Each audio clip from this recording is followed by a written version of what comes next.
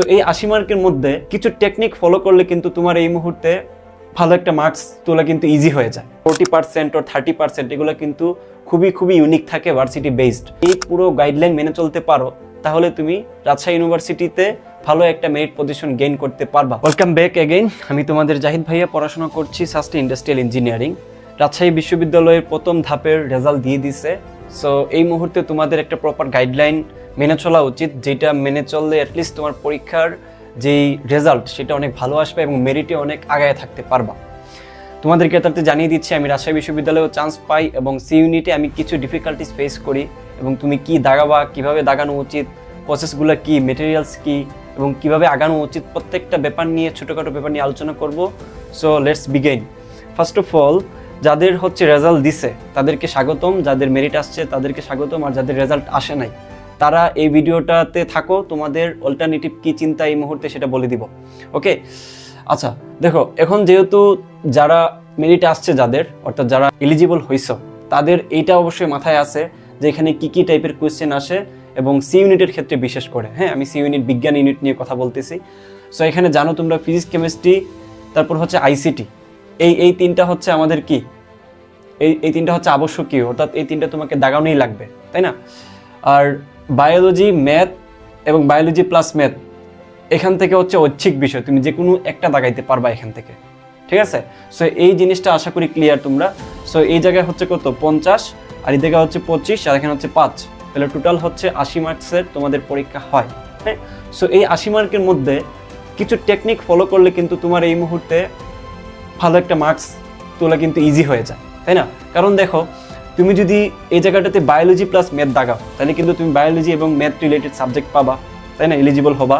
এবং বেনিফিটটা হচ্ছে তুমি বায়োলজির যেমন কোয়েশ্চেন পাচ্ছ, ম্যাথমেটিক্সেরও কিন্তু কোয়েশ্চেন পাচ্ছ। বায়োলজির যেই তোমার 13টা কোয়েশ্চেন আসে, এই 13টা কোয়েশ্চেনের মধ্যে কিন্তু 10টা পাওয়া খুব একটা আহামরি কঠিন না। এবং ম্যাথের ক্ষেত্রে তুমি ইজিলি, যদি ভালো মতো প্রিপারেশন থাকে, তুমি ইজিলি এখানে 7 থেকে 8 পাইতে পারো, বুঝতে পারছো?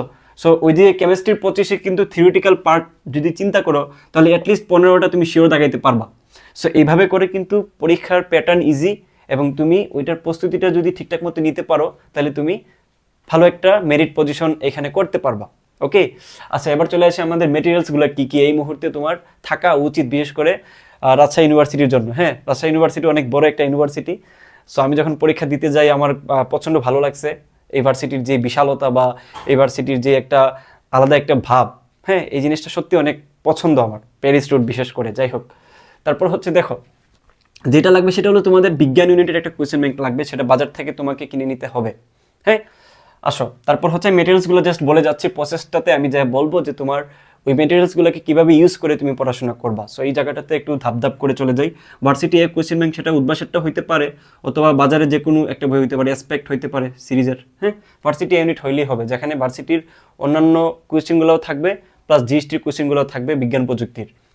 তারপর মডেল টেস্ট, এটা কেন জানো? মডেল টেস্ট হচ্ছে তোমাদের এক্সামের জন্য জরুরি। এই মডেল টেস্টের অল্টারনেটিভ কী হইতে পারে সেটাও আমি বলে দিচ্ছি। কারো কাছে যদি মডেল টেস্ট না থাকে বা না নিতে ইচ্ছুক যদি থাকো তাহলে আমি বলে দিচ্ছি পরে। জিএসটি কোয়েশ্চেন ব্যাংক, এটা হচ্ছে এটার সাথে রিলেটেড। কেন জানো? তোমরা যেহেতু রাজশাহী ইউনিভার্সিটির জন্য প্রস্তুতি নিবা, পরীক্ষা যেহেতু 26 এপ্রিল, সো তোমাদের এই মুহূর্তে শুধুমাত্র রাজশাহী ইউনিভার্সিটি নিয়ে চিন্তা করলে হবে না। তোমাদের মাথায় থাকা উচিত জিএসটি, তারপর হচ্ছে তোমাদের এই যে সিইউ, তারপর হচ্ছে আরইউ। হ্যাঁ, এবং ডিউর পরীক্ষা তো 15 তারিখ। সো এই যে ইউনিভার্সিটিগুলো পরীক্ষা হয় না এখন পর্যন্ত, সেই ভার্সিটি ইউনিটের কোয়েশ্চেন যেহেতু সিমিলার টাইপের, তাহলে তোমার প্রস্তুতিটা কিন্তু একটু টেকনিক্যালি নিতে হবে, তাই না? শুধুমাত্র আরইউ কেন্দ্রিক পড়াশোনা এই মুহূর্তে করা উচিত না। তো এই জন্য তোমার একটা কম্প্যাক্ট হয়েতে, যাতে সবগুলা ভার্সিটি যেগুলোতে তুমি অ্যাপ্লাই করছো, যেটাতে পরীক্ষা দেওয়ার সুযোগ আছে, ওগুলোর প্রস্তুতি কিন্তু এই মুহূর্তে ওইটার মতো করে একসাথে তোমার কি বলা যায়, অ্যাটাচড করে, লিঙ্ক আপ করে পড়াশোনা করতে হবে।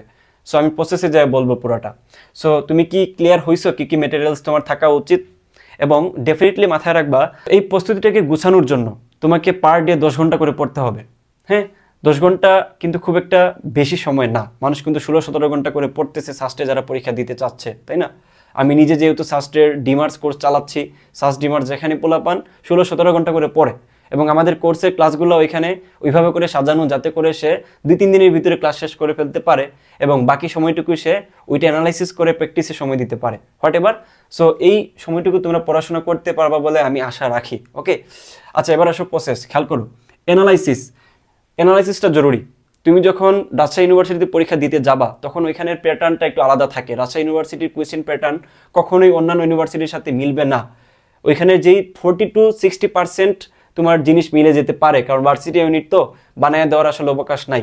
বাট বাকি যেই তোমার 40% ও 30% এগুলো কিন্তু খুবই ইউনিক থাকে, ভার্সিটি বেসড। সো তোমাকে অ্যানালাইসিস করে জানতে হবে যে রাজশাহী ইউনিভার্সিটিতে কি ধরনের কি টাইপের কোয়েশ্চেন দিতে পছন্দ করেন টিচাররা।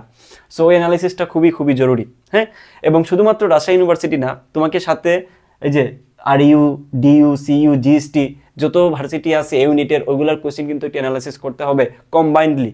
তাহলে যেটা হবে, তোমার যেই ফিজিক্স, কেমিস্ট্রি, ম্যাথ, বায়োলজিতে প্রায় হাজার টপিক আছে, কোন টপিক থেকে ভার্সিটিতে বিশেষ করে টিচাররা শর্ট আকারে কিংবা খুব কুইক আনসার দেওয়া যায় ওইভাবে সেট করে দেন কোয়েশ্চেনগুলো, ওইটা কিন্তু বোঝার জন্য ডেফিনেটলি অ্যানালিসিসটা জরুরি।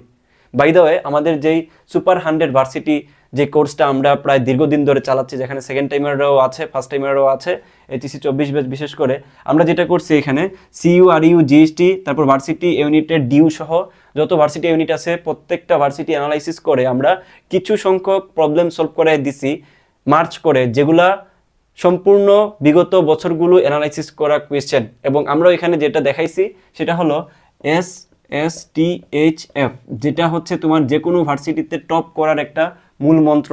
এটার মানে কি? Shortcut, short space, timing, hand calculation, fast calculation. এই 5টা জিনিসের কম্বিনেশন কিন্তু একটা বিশ্ববিদ্যালয়ে তোমাকে চান্স পেতে হয়। সো আমরা আমাদের ক্লাসগুলো যেই 50+ ক্লাস আমাদের এখানে আছে প্লাস PDF, হ্যাঁ এখানে কিন্তু এক্সামও ইনক্লুডেড।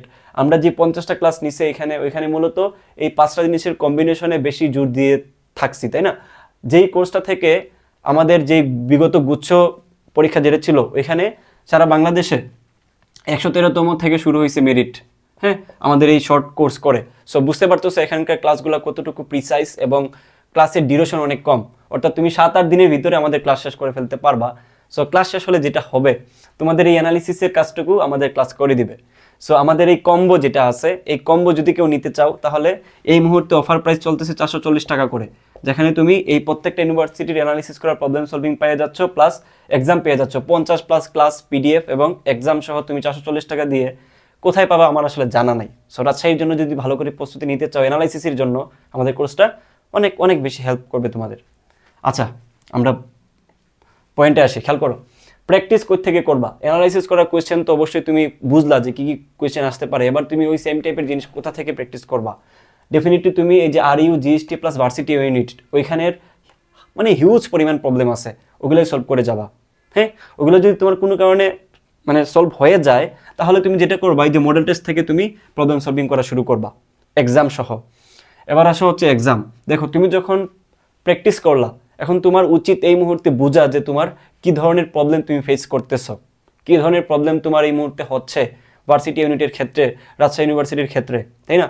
সো এই মুহূর্তে তোমার এটা বোঝার জন্য ডেফিনেটলি এক্সাম দেওয়াটা জরুরি। এক্সাম না দিলে তুমি তোমার উইক পয়েন্টগুলো বুঝতে পারবা না।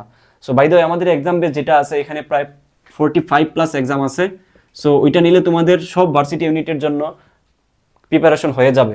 আমাদের এখানে প্রশ্ন সেট করা হয়েছে বিগত বছরগুলো অ্যানালিসিস করে, যেখানে DU, RU, JU, CU প্রত্যেকটা ইউনিভার্সিটির কোয়েশ্চেন আছে।